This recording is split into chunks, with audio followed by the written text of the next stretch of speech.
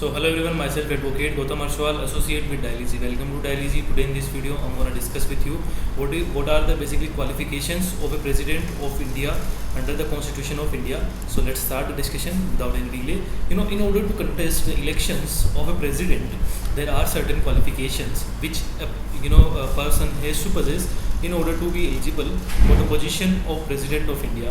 Article 58 of the Constitution provides that that for a person to be eligible for the post of President of India should be a citizen of India, is at least of 35 years of age and is qualified to be a member of the Lok Sabha. Also, if a person holds any office of profit, then he cannot be allowed to be elected as a president.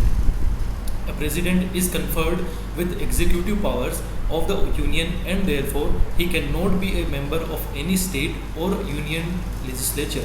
And if a person who is elected is the president of a president is a member of legislature at the time of his election, he is deemed to have vacated his seat when he enters the office of president under Article 59. Basically, these are the qualifications of the President of India is being defined under Article 59 of the Constitution of India, and I hope you pretty much clear what are the qualifications required to be a President of India.